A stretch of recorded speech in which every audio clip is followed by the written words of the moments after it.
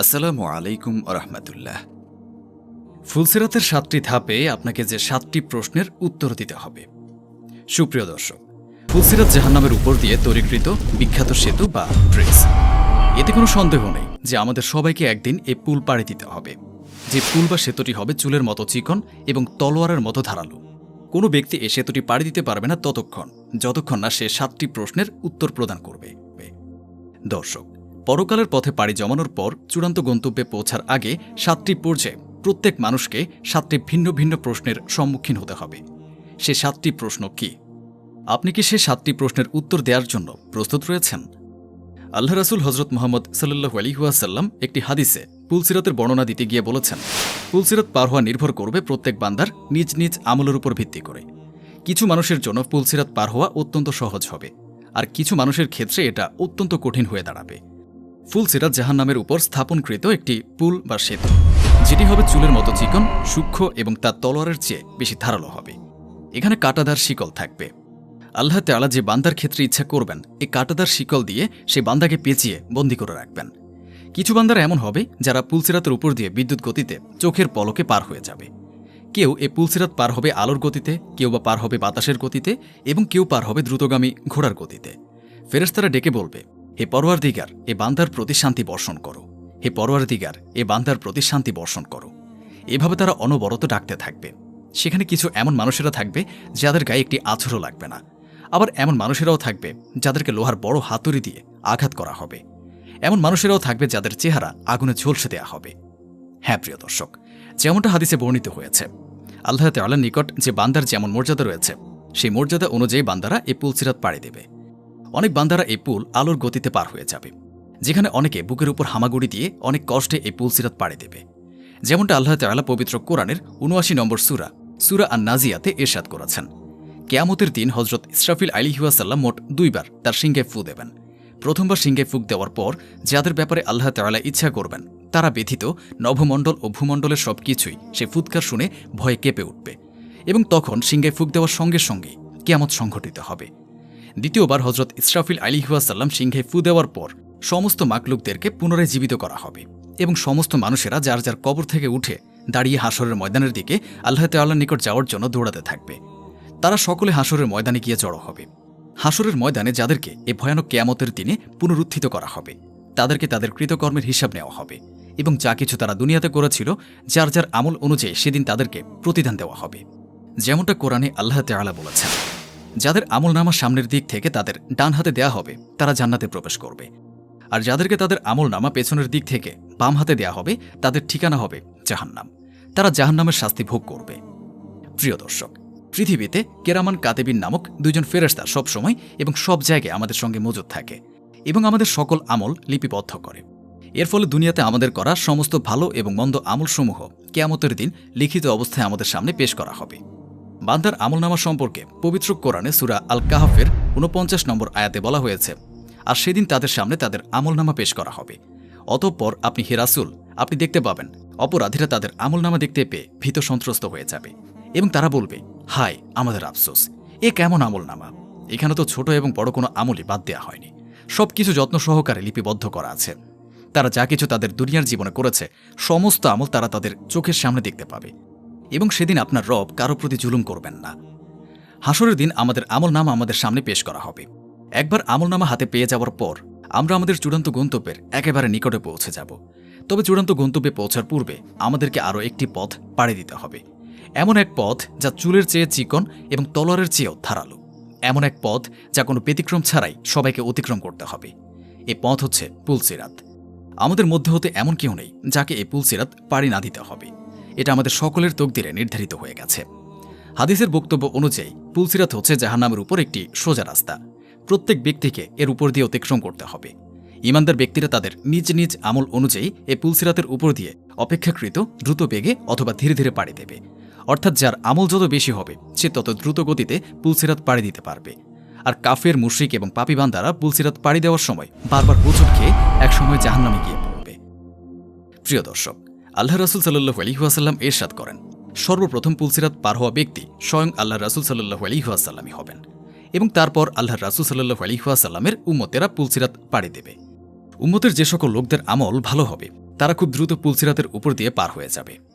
দর্শক, চলুন এবার জেনে নেই পুলসিরাত পার হওয়ার সময় আপনাকে কি কি প্রশ্ন করা হবে। পুলসিরাত পাড়ি দেওয়ার সময় প্রত্যেক ব্যক্তিকে তার জীবনের কৃতকর্মের নেক আমল এবং পাপ কাজ সম্পর্কে জিজ্ঞাসা করা হবে। যেমনটা আমরা ভিডিওর শুরুতে বলেছিলাম যে পুলসিরাতের 7টি মঞ্জিলে 7টি প্রশ্ন করা হবে এবং এই 7টি প্রশ্নের উত্তর দেওয়া ব্যতীত পুলসিরাত পাড়ি দেওয়া কোনোভাবেই সম্ভব নয়। চলুন জেনে নেই পুলসিরাত পাড়ি দেওয়ার সময় 7টি মঞ্জিলে করা 7টি প্রশ্ন সম্পর্কে। 1. প্রথম স্টপেজে আমাদেরকে প্রথম যে প্রশ্নটি করা হবে তা হচ্ছে আমাদের ঈমান সম্পর্কে। এখানে আমাদের ঈমানের অবস্থা সম্পর্কে জিজ্ঞাসা করা হবে। যদি আমাদের ঈমান পরিপূর্ণ বিশুদ্ধ হয় তাহলে সহজেই এই ধাপ পেরিয়ে সামনে এগিয়ে যাওয়া যাবে, কিন্তু যারা কাফের তারা এই প্রথম মঞ্জিলে ধরা খেয়ে যাবে এবং জাহান্নামে গিয়ে পড়বে। যেমনটা আমরা জানি কাফেরদের চূড়ান্ত ঠিকানা জাহান্নাম। এদেরকে ঈমান আনার দাওয়াত এবং সুযোগ সব কিছু দেওয়া হয়েছিল, কিন্তু তবুও তারা ঈমান আনেনি। আল্লাহ তাআলা পাক গুণাবলী এবং নেক বান্দাদের মাধ্যমে নিজের প্রশংসা করিয়াছেন, তাদের কাছে দিনের দাওয়াত পৌঁছিয়াছেন। এরপরেও যে সকল হতভাগারা আল্লাহর উপর ঈমান আনেনি তাদের চূড়ান্ত ঠিকানা হবে জাহান্নাম। জাহান্নাম এতটা নিষ্ঠুর এবং নির্দয় হবে যে আল্লাহ তাআলা জাহান্নামকে জিজ্ঞাসা করবেন, হে জাহান্নাম, তুমি কি পরিপূর্ণ হয়েছ? জাহান্নাম তখন চিৎকার করে বলবে, আর কেউ কি নেই? অর্থাৎ সমস্ত কাফের মুশরিক এবং পাপিষ্ঠ বান্দাদেরকে জাহান্নামে ফেলার পরেও জাহান্নামের পেট ভরবে না। কিন্তু আপনাদের ভয় পাওয়ার কোনো কারণ নেই। যদি আল্লাহ তাআলার উপর ঈমান আনেন এবং দুনিয়াতে নেক আমল করেন তাহলে কিয়ামতের সে ভয়াবহ দিনে আপনি আল্লাহর দয়ায় চোখের পলকে মুক্তি পেয়ে যাবেন। যেমনটা হযরত ইব্রাহিম আলাইহিসসালাম আগুনের মধ্যেও সুস্থ সবল ছিলেন, তার দেহের একটি পশমও ক্ষতিগ্রস্ত হয়নি। কিন্তু যদি আপনি আল্লাহর উপর ঈমান আনেন কিন্তু দুনিয়াতে নেক আমল না করেন তারপরও আপনার সুযোগ রয়েছে, কেননা নয়তো আপনার গুনাহ কাঁটাতার শিকল হয়ে আপনাকে পেঁচিয়ে ধরবে আর কখনোই আপনার পিছু ছাড়বে না। আপনি যদি এ কাঁটা থেকে মুক্তি পেয়ে যান তাহলে তো খুবই ভালো কথা, কিন্তু যদি এমনটা না হয় তাহলে জাহান্নামের আগুন আপনাকে গিলে খাওয়ার অপেক্ষা করবে।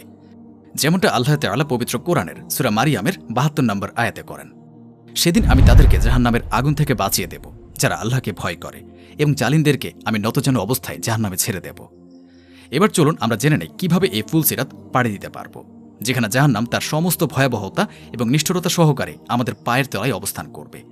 আমাদেরকে চেষ্টা করতে হবে যাতে পুলসিরাত পাড়ি দেওয়ার সময় আমাদের দৃষ্টি জাহান্নামের আগুনের দিকে না পড়ে এবং আমাদের মনোযোগ কেবলমাত্র আমাদের গমনের পথের দিকে নিবদ্ধ থাকে। আমরা তখন আমাদের চারপাশে নানা ধরনের মানুষদেরকে দেখতে পাব। কিছু লোক এমন হবে যারা নিজেদের গুনাহের কারণে আফসোস করতে থাকবে, আরেকদিকে এমন লোকেরাও সেখানে থাকবে যারা হোঁচট খেয়ে জাহান্নামে গিয়ে পড়বে। সেখানে এমন লোকেরাও থাকবে যারা দুনিয়াতে জীবিত থাকা অবস্থায় সর্বদা আখিরাতের চিন্তায় মগ্ন থাকত, এবং এইসব লোকেরাই সেদিন পুলসিরাতের সেই রাস্তা অত্যন্ত দ্রুতগতিতে কোনো ধরনের বাধার সম্মুখীন না হয়ে পাড়ি দিতে পারবে। নাম্বার 2, প্রথম প্রশ্নের পর আমরা এবার চলুন দ্বিতীয় প্রশ্নের দিকে যাই। প্রথম প্রশ্নের উত্তর সফলভাবে দেওয়ার পর আমরা সামনের দিকে এগিয়ে যাব এবং সেই স্থানে পৌঁছাবো যেখানে আমাদেরকে দ্বিতীয় প্রশ্নটি করা হবে। এ পর্যায়ে আমাদের নামাজের বিষয়ে প্রশ্ন করা হবে। নামাজ হচ্ছে ঈমানের পর ইসলামের দ্বিতীয় রোকন। ইসলামের মূল 5টি ভিত্তির দ্বিতীয়টি হচ্ছে নামাজ। আপনার নামাজ যতটা ইখলাসের সহিত এবং পরিপূর্ণভাবে আদায় করা হবে এখানে আপনার হিসাবটা ততটাই সোজা হবে। কিন্তু যদি আপনার নামাজ সঠিক না হয় তাহলে হয়তো আপনার ঈমানের ভিত্তি ধসে পড়বে। আমাদের প্রিয় নবী হযরত মুহাম্মদ সাল্লাল্লাহু আলাইহি ওয়াসাল্লাম ইরশাদ করেন, নামাজ হচ্ছে দ্বীনের একটি অন্যতম ভিত্তি। যে ব্যক্তি নামাজ তরক করল সে তার দ্বীন থেকে বেরিয়ে গেল। যদি আমরা জাহান্নামের আগুন থেকে নিজেদেরকে বাঁচাতে চাই তাহলে আমাদেরকে অবশ্যই আমাদের নামাজকে গুরুত্ব সহকারে এবং দ্বীন ইসলামের অন্যতম খুঁটি হিসাবে সঠিকভাবে কায়েম করতে হবে। আমরা যদি দুনিয়াতে সুয়ের মাথার সমপরিমাণ সামান্য জাহান্নামের আগুন দেখতে পেতাম তবে আমরা আমাদের বাকি জীবনে সেজদা থেকে আমাদের মাথা উঠাতাম না। 3, হ্যাঁ, হতে পারে আপনার ঈমান মজবুত এবং আমাদের নামাজ আমরা সঠিকভাবে আদায় করেছি, তাহলে আমরা এই দ্বিতীয় ধাপেও সফলতার সাথে পার হয়ে যেতে পারব এবং তারপর আমরা আমাদের তৃতীয় মঞ্জিলের দিকে এগিয়ে যাব। যদি আমরা দুনিয়াতে আল্লাহ তাআলার দেয়া ধন সম্পদ থেকে তার দেখানো পথে খরচ না করি সেক্ষেত্রে পরবর্তী এই প্রশ্ন আমাদের জন্য বিপদের কারণ হবে, কেননা এখানে আমাদেরকে জিজ্ঞাসা করা হবে আমরা আমাদের অর্জিত সম্পদ কোথায় খরচ করেছি এবং কাকে দান করেছি। আমাদের প্রশ্ন করা হবে আমরা কি সঠিকভাবে যাকাত আদায় করেছিলাম। দর্শক, এই বিষয়ে একটু মনোযোগ সহকারে চিন্তা করুন।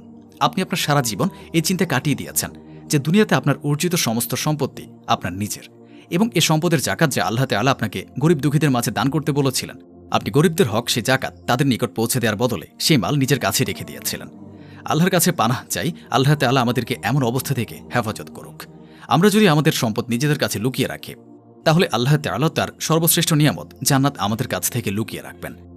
যদি আমরা দুনিয়াতে আমাদের ধন সম্পদ আল্লাহ তাআলার নির্দেশিত পথ ও পন্থায় উপার্জন করে থাকি এবং আল্লাহ তাআলার অনুমোদিত এবং নির্দেশিত পথে আমরা মাল খরচ করি তাহলে আমরা পুলসিরাতের এই স্টেশন সুন্দর করে পার হয়ে যেতে পারব। 4, আগের প্রশ্নের উত্তর সফলভাবে পার হওয়ার পর পরবর্তী পর্যায়ে আমাদের রোজা সম্পর্কে প্রশ্ন করা হবে। রোজা আমাদের উপর তেমনিভাবে ফরজ করা হয়েছে যেমনটা আগের 2টি বিষয়ে ফরজ করা হয়েছিল, এবং রোজা ইসলামের 5টি ভিত্তির একটি অন্যতম ভিত্তি।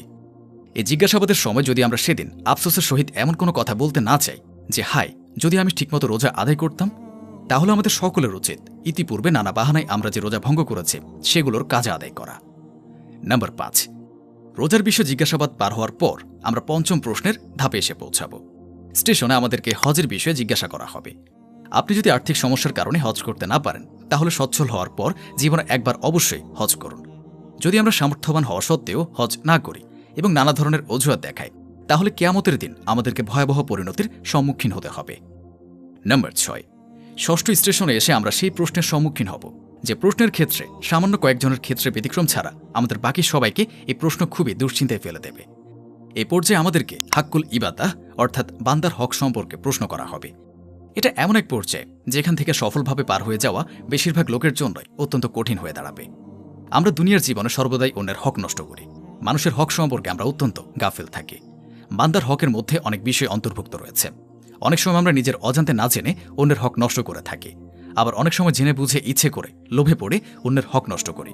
হয়তো আমরা ভাবি, আরে আমার কিছুই হবে না, এটা তেমন কোনো বিষয়ই না। উদাহরণস্বরূপ, অনেক সময় আমরা অন্যের বিষয়ে নিশ্চিতভাবে না জেনে আন্দাজে অনুমানে বাজে মন্তব্য করে থাকি।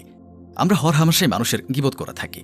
আমাদের ইসলাম ধর্মে পরিবার এবং বংশীয় রক্ত সম্পর্কের অনেক গুরুত্ব রয়েছে, যার ফলে আমাদেরকে আত্মীয়তার সম্পর্ককে অত্যন্ত গুরুত্ব দেওয়া উচিত।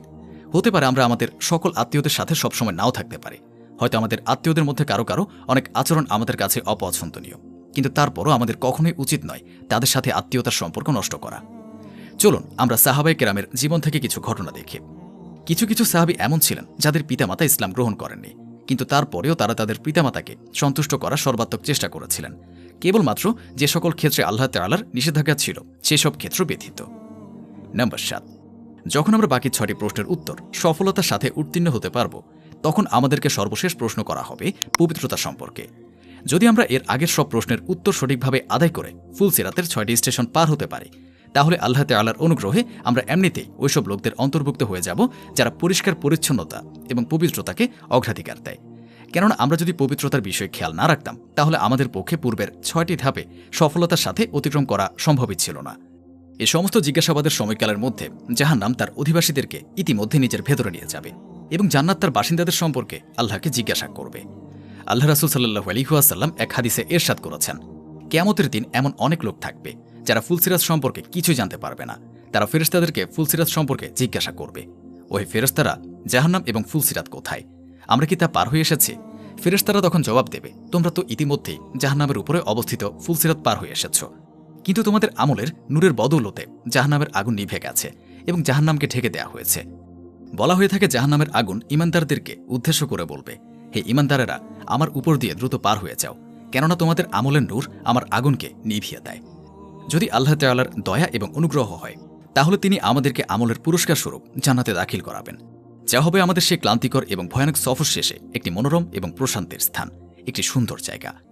জান্নাত এতটাই সুন্দর স্থান যা কোনো চোখ দেখেনি, কোনো কান কখনো এমন সৌন্দর্যের কথা শুনেওনি, আর কোনো মানুষের অন্তর কখনো এমন সৌন্দর্য কল্পনাও করতে পারেনি। প্রিয় দর্শক, আসলে নেক আমলের সাথে জীবনযাপন করা খুব একটা কঠিন কাজ নয়, তবে আমাদেরকে এই শের জামানার ভয়ানক ফিতনা এবং বিপর্যয় থেকে নিজেদের ঈমান এবং আমলকে বাঁচানোর জন্য কিছু পদক্ষেপ নিতে হবে। মনে রাখবেন, এই ভিডিওতে আমরা যা কিছু বলেছি তা শতভাগ সত্য এবং কিয়ামতের দিন তা অবশ্যই ঘটবে। তাহলে আপনার কি মনে হয়, দুনিয়ার এ সামান্য কয়দিনের জীবনে নিজেদের খেয়াল খুশি অনুযায়ী চলে নিজের আখিরাতকে বরবাদ করা কি খুব জরুরি? ঠিক আছে, এটা আপনার বিষয়। এটা আপনি নিজেই ঠিক করবেন যে আপনি কোন বিষয়কে অগ্রাধিকার দেবেন। আপনি কি দুনিয়ার অস্থায়ী পথকে বেশি গুরুত্ব দেবেন, নাকি কিয়ামতের দিনের সেই পথ ফুলসিরাতকে বেশি গুরুত্ব দেবেন, যে আপনাকে অনন্তকালের সুখ সমৃদ্ধিময় জীবনের দিকে নিয়ে যাবে? প্রিয় দর্শক, সিদ্ধান্ত আপনার হাতে।